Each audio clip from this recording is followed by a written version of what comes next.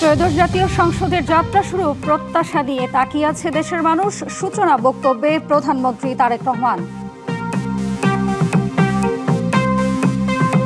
দেশকে দুর্নীতিতে চ্যাম্পিয়ন করেছিল আওয়ামী লীগ। সংসদে রাষ্ট্রপতি শাহাবুদ্দিন জুলাই যোদ্ধাদের প্রতি জানালেন কৃতজ্ঞতা।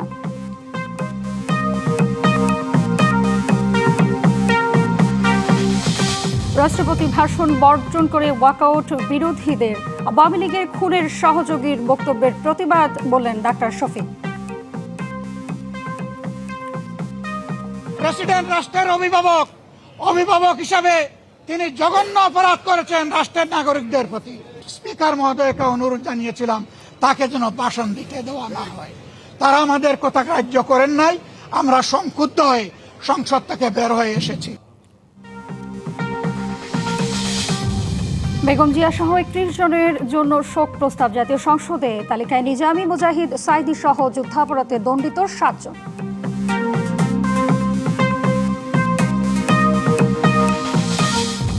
সংসদের প্রথম অধিবেশনে সভাপতিত্ব করলেন খন্দকার মোশাররফ। স্পিকার হলেন হাফিজ উদ্দিন, ডেপুটি স্পিকার কায়সার কামাল। দেশ ফিরল কাঙ্ক্ষিত গণতন্ত্রের ধারায়, বললেন প্রধানমন্ত্রী ও সংসদ নেতা তারেক রহমান। ত্রয়োদশ জাতীয় সংসদের প্রথম অধিবেশনের সূচনা বক্তব্যে তিনি কথা বলেন। পরে শুভেচ্ছা বক্তব্যে প্রধানমন্ত্রী সংসদকে অর্থবহ করার আহ্বান জানিয়ে বলেন, এই সংসদের প্রতি দেশের মানুষের প্রত্যাশা অনেক। বৃহস্পতিবার সকাল 11টা 5 শুরু হয় ত্রয়োদশ জাতীয় সংসদ অধিবেশন। পবিত্র ধর্মগ্রন্থ পাঠের মধ্য দিয়ে শুরু হয় কার্যক্রম। নবযাত্রায় সংসদীয় শাসন ব্যবস্থার ধারায় প্রত্যাবর্তন করে দেশ।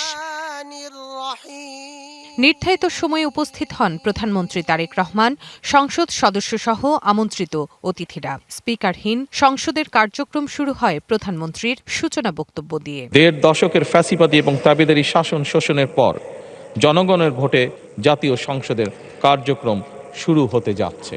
স্মরণ করেন ৭১-এর মহান মুক্তিযুদ্ধের শহীদ, শ্রদ্ধায় স্মরণ করেন জুলাই আন্দোলনে নিহতদের। দেশের গণতান্ত্রিক শাসন ব্যবস্থায় অবদানের জন্য স্মরণ করেন প্রধানমন্ত্রীর পিতা শহীদ রাষ্ট্রপতি জিয়াউর রহমান এবং মাতা সাবেক প্রধানমন্ত্রী বেগম খালেদা জিয়াকে, যাদের সাহসী ভূমিকায় দেশে পুনরায় গণতন্ত্র ফিরে এসেছে। আমি ত্রয়োদশ জাতীয় সংসদের এই যাত্রা লগ্নে দেশের স্বাধীনতা প্রিয় গণতান্ত্রিকামী বীর ছাত্র জনতাকে জানাই অভিনন্দন। দেশে সংসদীয় গণতন্ত্র এবং জনগণের অধিকার পুনঃপ্রতিষ্ঠা করার জন্য দেশনেত্রী বেগম খালেদা জিয়া জীবনের শেষ দিন পর্যন্ত লড়াই করেছেন। জীবনে কখনোই স্বৈরাচার কিংবা ফ্যাসিবাদের সঙ্গে আপোষ করেননি। পরে শুভেচ্ছা বক্তব্যে সরকার প্রধান বলেন, এই সংসদের প্রতি দেশবাসীর প্রত্যাশা অনেক। সংসদকে অর্থবহ করার জন্য সদস্যদের প্রতি আহ্বান জানান তিনি। দেশের স্বাধীনতা প্রিয় গণতান্ত্রিকামী মানুষ এই সংসদের দিকে প্রত্যাশা নিয়ে তাকিয়ে রয়েছে। বিরোধিতার জন্য বিরোধিতা নয়, বরং শানিত যুক্তিতর্কের মাধ্যমে আমরা এই সংসদকে প্রাণবন্ত করে তুলতে চাই। দেশের প্রতিটি নাগরিককে স্বনির্ভর করতে বিএনপি কাজ করবে বলেও জানান প্রধানমন্ত্রী। দেশ পরিচালনায় চান সবার সহযোগিতা।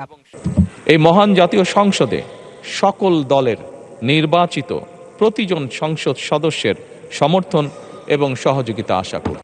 Rifat Tasnouva, DBC news, Dhaka. আওয়ামী লীগকে ফ্যাসিস্ট উল্লেখ করে দলটির পতনে দেশে গণতান্ত্রিক যাত্রা শুরু হয়েছে বলে মন্তব্য করেছেন রাষ্ট্রপতি মোহাম্মদ শাহাবুদ্দিন। একই সাথে তিনি জুলাই অভ্যুত্থানকে গুরুত্বপূর্ণ ঘটনা উল্লেখ করে এত ভূমিকা রাখাদের প্রতি কৃতজ্ঞতা জানান। আওয়ামী লীগ দেশকে দুর্নীতিতে চ্যাম্পিয়ন বানিয়েছিল উল্লেখ করে বিএনপির দুর্নীতি বিরোধী অবস্থানের প্রশংসা করেন রাষ্ট্রপতি। বলেন, আইনশৃঙ্খলা বাহিনীকে দলীয় বাহিনীতে পরিণত করেছিল আওয়ামী লীগ। দেশের উন্নয়নে বিএনপির নানা পদক্ষেপের কথা তুলে ধরে এই সরকারের নেতৃত্বে সামনে এগিয়ে যাবার প্রত্যাশাও করেন মোহাম্মদ শাহাবুদ্দিন। গণপ্রজাতন্ত্রী বাংলাদেশের মহামান্য রাষ্ট্রপতি। সংবিধানের নিয়ম অনুযায়ী নতুন সংসদের শুরুর দিনে জাতীয় সংসদে ভাষণ দেন রাষ্ট্রপতি। ত্রয়োদশ জাতীয় সংসদ অধিবেশনের প্রথম দিনও বৃহস্পতিবার সংসদে ভাষণ দিতে আসেন রাষ্ট্রপতি মোহাম্মদ শাহাবুদ্দিন। বেলা 11টায় সংসদ বসলেও রাষ্ট্রপতি অধিবেশন কক্ষে প্রবেশ করেন দিনের কার্যসূচির শেষ দিকে বেলা 3:30টার পর। তবে স্পিকার সংসদে রাষ্ট্রপতির আগমনের ঘোষণা দিলেই সাথে সাথে বিরোধিতা করেন বিরোধী জোটের সংসদ সদস্যরা। এ সময় তারা বিভিন্ন লেখা সম্বলিত প্লেকার্ড প্রদর্শন করেন, চলে হট্টগোলও। সংসদে রাষ্ট্রপতি আসার পরও চলে এই পরিস্থিতি। নিয়ন্ত্রণের চেষ্টা করেন স্পিকার। রাষ্ট্রপতির ভাষণ শুরু হলেই ওয়াকআউট করে বিরোধী দল। রাষ্ট্রপতি তার ভাষণের শুরুতেই একটি অবাধ, সুষ্ঠু ও গ্রহণযোগ্য নির্বাচনের জন্য সবাইকে ধন্যবাদ জানান। উল্লেখ করেন স্বাধীনতার ঘোষক জিয়াউর রহমানের নাম। স্বাধীনতার ঘোষক শহীদ রাষ্ট্রপতি জিয়াউর রহমান বীর উত্তম, বাংলাদেশের 3 বারের নির্বাচিত সাবেক প্রধানমন্ত্রী দেশনেত্রী বেগম খালেদা জিয়ার অবদানকে শ্রদ্ধার সঙ্গে স্মরণ করছি। রাষ্ট্রপতি বলেন, জুলাই অভ্যুত্থান ছিল গুরুত্বপূর্ণ ঘটনা। কৃতজ্ঞতা জানান ফ্যাসিবাদ নির্মূলে ভূমিকা রাখা সবার প্রতি। ফ্যাসিবাদ বিরোধী আন্দোলনে নির্যাতন ও নিপীড়নের শিকার সাধারণ মানুষ ও রাজনৈতিক দলের সদস্যবৃন্দকে কৃতজ্ঞতার সঙ্গে স্মরণ করছি। আওয়ামী লীগকে ফ্যাসিস্ট সরকার উল্লেখ করে তার পতনে গণতান্ত্রিক যাত্রা শুরু হয় বলে মন্তব্য করেন মোহাম্মদ শাহাবুদ্দিন। সকলের সম্মিলিত আন্দোলনের ফলে 2024 সালের 5ই আগস্ট তৎকালীন ফ্যাসিস্ট সরকারের পতন ঘটে। হাজারো শহীদের রক্তের উপর দিয়ে তাবেদার ও ফ্যাসিবাদ মুক্ত নতুন গণতান্ত্রিক বাংলাদেশের সূচনা হয়। আওয়ামী লীগ দেশকে দুর্নীতিতে চ্যাম্পিয়ন বানিয়েছিল উল্লেখ করে বিএনপির দুর্নীতি বিরোধী অবস্থানের কথা তুলে ধরেন রাষ্ট্রপতি। আওয়ামী লীগ সরকারের বাংলাদেশকে দুর্নীতিতে চ্যাম্পিয়ন বানিয়ে 2001 সালের জুন মাসে ক্ষমতা থেকে বিদায় নিয়েছিল। 2006 সালের অক্টোবর মাসে বিএনপি যখন রাষ্ট্র ক্ষমতা থেকে বিদায় নেয়, তার অনেক আগেই বিশ্বে দুর্নীতিতে চ্যাম্পিয়নের কলঙ্ক থেকে মুক্ত হয়ে বাংলাদেশ এশিয়ার ইমার্জিং টাইগার হিসাবে স্বীকৃতি পায়। তিনি বলেন, আওয়ামী লীগ আইনশৃঙ্খলা বাহিনীকে দলীয় বাহিনীতে পরিণত করেছিল। তুলে ধরেন প্রতিরক্ষা বাহিনীকে রাজনীতি মুক্ত করার বর্তমান সরকারের অবস্থানের কথা। বর্তমান সরকার মনে করে সুশৃঙ্খল, রাজনীতি মুক্ত ও যুগ উপযোগী সক্ষমতায় গড়ে ওঠা প্রতিরক্ষা বাহিনী কেবল দেশকে নিরাপদ রাখতে পারে। বিএনপি সরকারের দারিদ্র্য বিমোচন, বেকারত্ব দূরীকরণ, অর্থনৈতিক সক্ষমতা বৃদ্ধি, কূটনৈতিক পদক্ষেপ, সন্ত্রাস ও উগ্রবাদ দমন সহ নানা কর্মপরিকল্পনার কথা ছিল রাষ্ট্রপতির ভাষণে। এবারও দুর্নীতি দমন এবং আইন শৃঙ্খলা নিয়ন্ত্রণই হবে বর্তমান সরকারের প্রথম এবং প্রধান অগ্রাধিকার। মনিরুল সোহাগ, ডিবিসি নিউজ, ঢাকা। ত্রয়োদশ সংসদের প্রথম দিনের অধিবেশনে রাষ্ট্রপতি মোহাম্মদ শাহাবুদ্দিনের ভাষণের প্রতিবাদ জানিয়ে ওয়াকআউট করেছে বিরোধী দল। বেলা 3:30টার দিকে অধিবেশন কক্ষে রাষ্ট্রপতির প্রবেশের ঘোষণায় আসন ছেড়ে দাঁড়িয়ে প্রতিবাদ জানান জামায়াত জোটের এমপিরা। হট্টগোলের মধ্যে রাষ্ট্রপতি ভাষণ শুরু করলে বেরিয়ে যান তারা। বিরোধী দল বলছে, ফ্যাসিবাদের সাথে জড়িত কেউ এই সংসদে বক্তব্য দিতে পারবে না। জুলাইয়ের সাথে গাদ্দারি মেনে নেওয়া হবে না। আমি এখন মহামান্য রাষ্ট্রপতি জনাব মোহাম্মদ শাহাবুদ্দিনকে তার মূল্যবান ভাষণ প্রদানের জন্য অনুরোধ জানাচ্ছি। অনুগ্রহ করে আমার কথা শোনার চেষ্টা করুন। সংবিধান এবং রেওয়াজসমূহ অনুসরণ করতে চাই। আপনারা এখানে কোনো খারাপ প্রেসিডেন্স উত্থাপন করবেন না। ত্রয়োদশ সংসদের প্রথম অধিবেশনের প্রথম দিনের কর্মসূচি অনুযায়ী রাষ্ট্রপতি মোহাম্মদ শাহাবুদ্দিনকে ভাষণ দেওয়ার জন্য অনুরোধ জানান স্পিকার হাফিজউদ্দিন আহমদ। এ সময় দাঁড়িয়ে প্রতিবাদ জানান বিরোধী দলের সংসদ সদস্যরা। হাতে ছিল প্লাকার্ড, তাতে লেখা জুলাই নিয়ে গাদ্দারি চলবে না, বিশ্বাসযোগ্যতা বন্ধ করো সহ নানা স্লোগান। রাষ্ট্রপতি।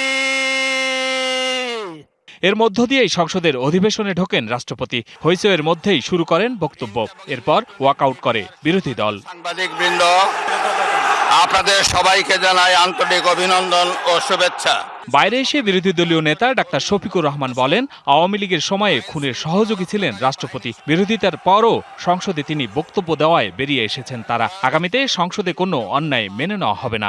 প্রেসিডেন্ট রাষ্ট্রের অভিভাবক হিসাবে তিনি জঘন্য অপরাধ করেছেন রাষ্ট্রের নাগরিকদের প্রতি।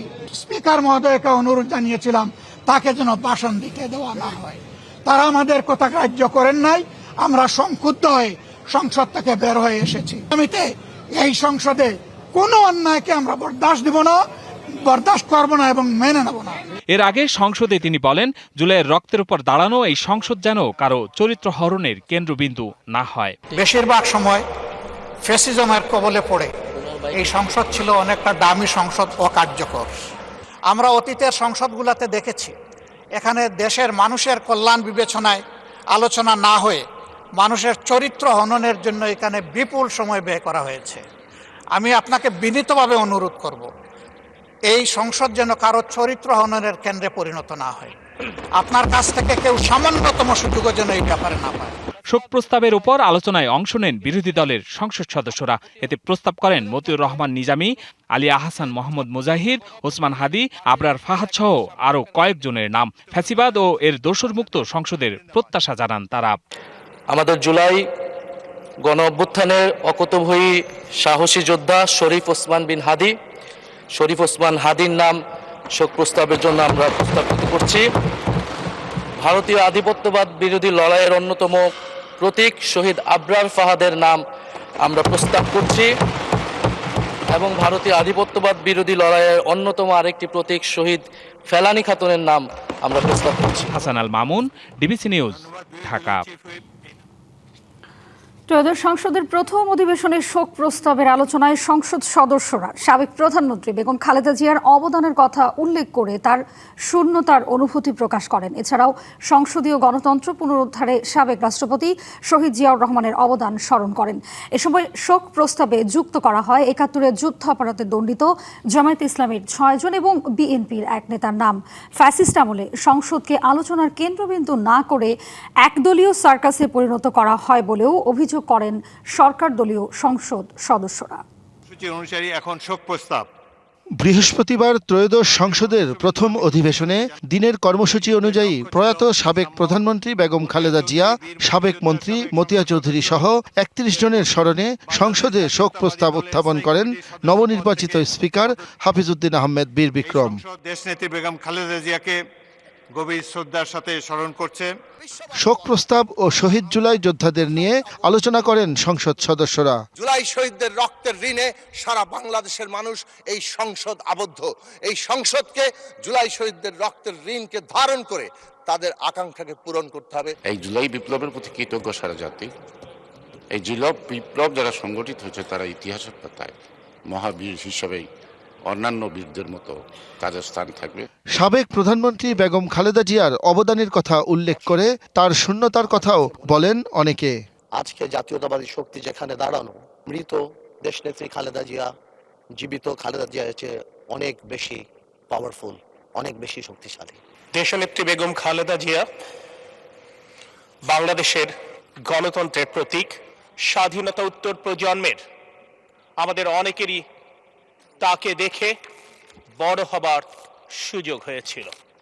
এই সংসদ গঠিত হওয়ার পরে যিনি সবচাইতে বেশি খুশি হতে পারতেন তিনি দেশনেত্রী বেগম খালেদা জিয়া। তিনি আজকে আমাদের মধ্যে নেই।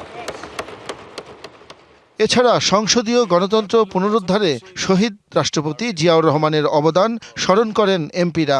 ফ্যাসিস্ট সরকারের সংসদকে আলোচনার কেন্দ্রবিন্দু না করে একদলীয় সার্কাসে পরিণত করেছিল বলেও মন্তব্য করেন তারা। সবাই ঐক্যবদ্ধ হয়ে নতুন বাংলাদেশ গড়ার ক্ষেত্রে জনগণের পাশে থেকে গণতন্ত্রের ভিতকে শক্তিশালী করার মধ্য দিয়ে আজকের এই মহেন্দ্রক্ষণে আমরা যেন সেই মন্ত্রীটাকে হত্যা করার জন্য ফ্যাসিস্টরা যে ষড়যন্ত্র করেছিল সেই ষড়যন্ত্র তাদের টিকতে পারেনি। শেষ পর্যন্ত ছাত্র জনতার অভ্যুত্থানের মধ্য দিয়ে তিনি মুক্ত হয়েছিলেন। স্পিকার তার বক্তব্যে বলেন, জনগণ সংসদের কার্যক্রম দেখতে অধীর আগ্রহে অপেক্ষা করছে। সরকার এবং বিরোধী দল উভয় পক্ষই জাতীয় স্বার্থে ঐক্যবদ্ধ হয়ে জনতার স্বপ্ন বাস্তবায়নের জন্য সর্বাত্মক উদ্যোগ গ্রহণ করবেন।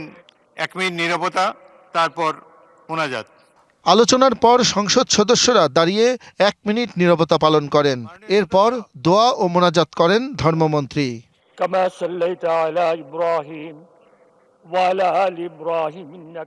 শাহ ইমন, ডিবিসি নিউজ, ঢাকা।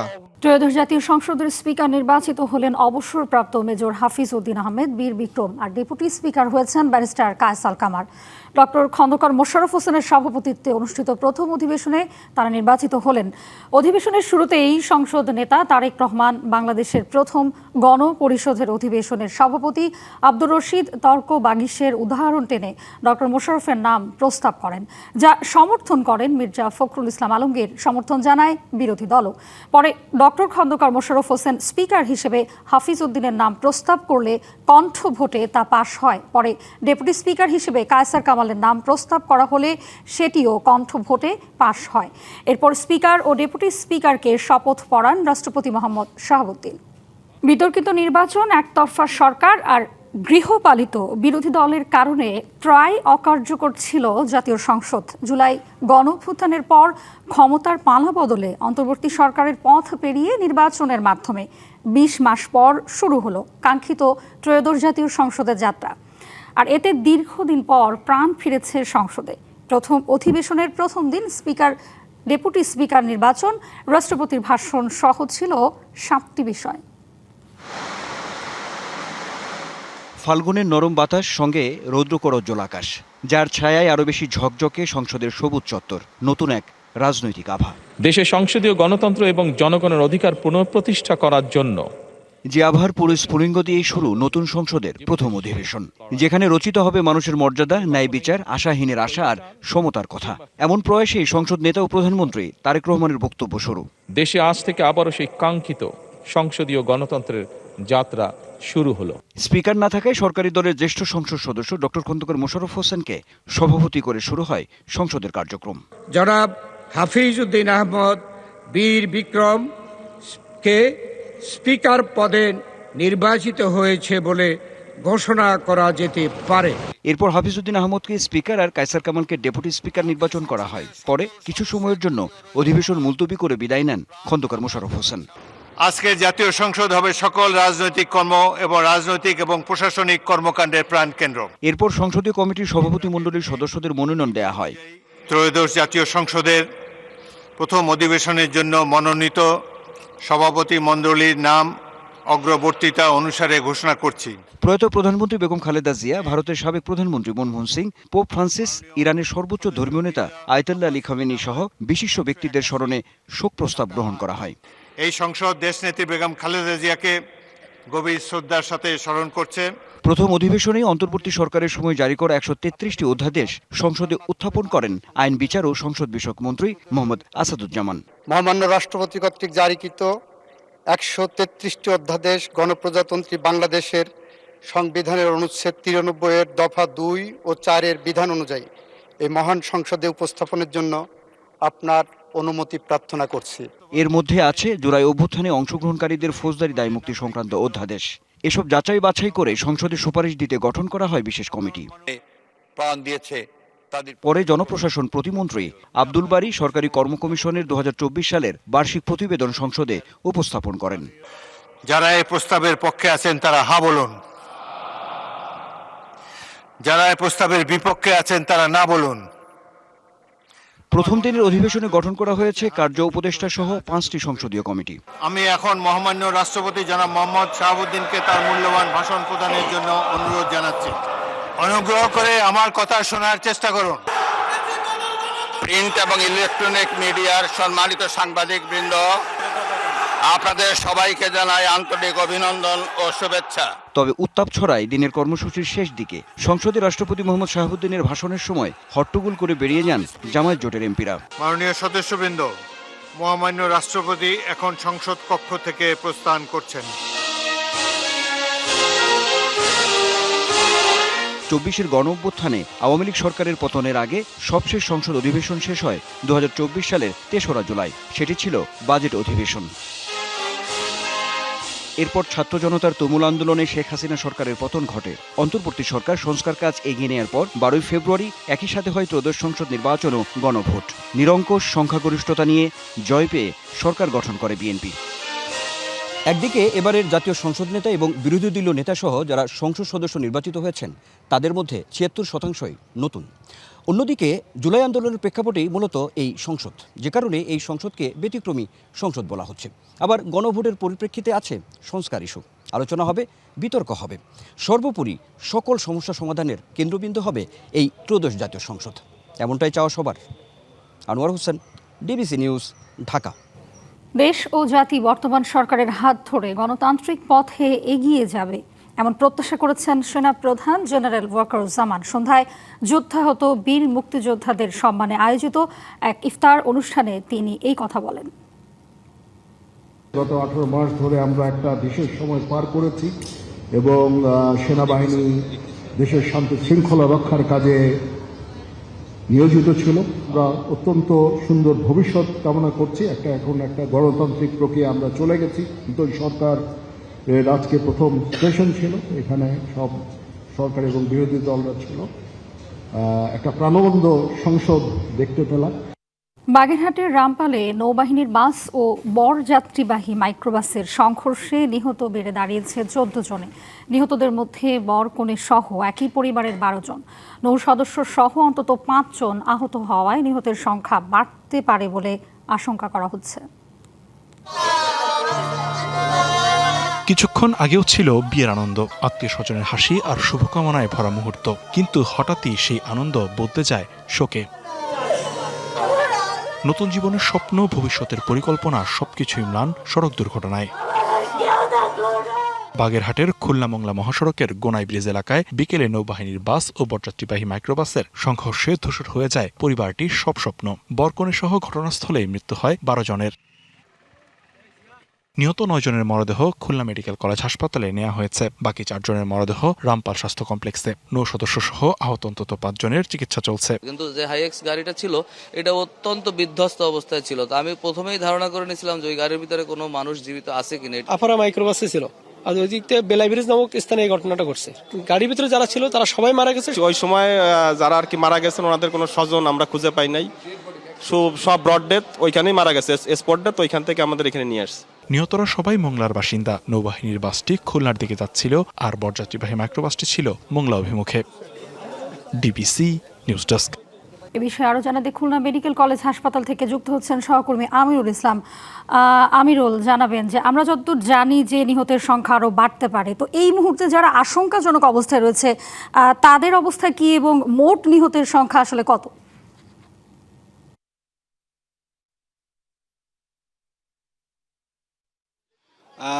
এখন পর্যন্ত যেটা বলছে বা চিকিৎসক এবং পুলিশ কর্মকর্তার দাবি যেটা, খুলনা মেডিকেল কলেজ হাসপাতালে 9 জনের মৃত্যু হয়েছে এবং এখানটায় 10 জন এসেছিলেন এবং 10 জনের মধ্যে 8 জন মৃত অবস্থায় চিকিৎসক দায়িত্ব চিকিৎসা মৃত বলে ঘোষণা করেন।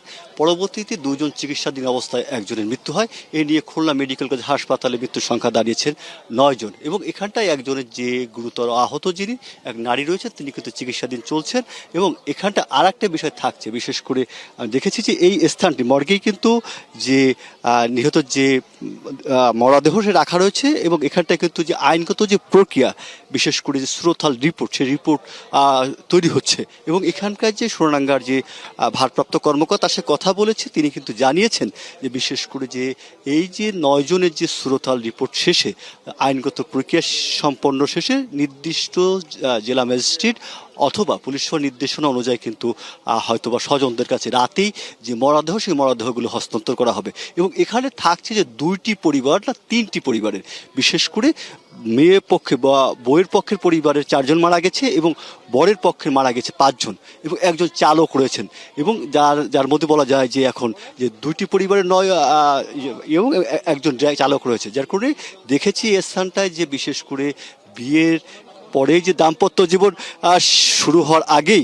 নিভে গেল মারজানা মিতু ও সাব্বিরের দম্পতির জীবন এবং তার স্বজনদের আহাজারিতে যে খুলনা মেডিকেল কলেজ মর্গের যে বাতাস, সে বাতাস ভারী হয়ে উঠছে এবং স্বজনদের আহাজারি চলছে এবং কিছুক্ষণের মধ্যে হয়তো বা সুরতল শেষে স্বজনদের কাছে মরদেহ হস্তান্তর করা হবে। এটাই ছিল সর্বশেষ অবস্থা। হাবিবা।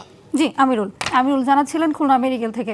রংপুরে পবিত্র রমজানে সহমর্মিতার অনন্য দৃষ্টান্ত গড়েছে স্বেচ্ছাসেবী সংগঠন চলো স্বপ্ন ছুঁই। ইফতার প্যাকেট পৌঁছে দিচ্ছে মাদ্রাসার শিক্ষার্থী, এতিম ও ছিন্নমূল রোজাদারদের কাছে।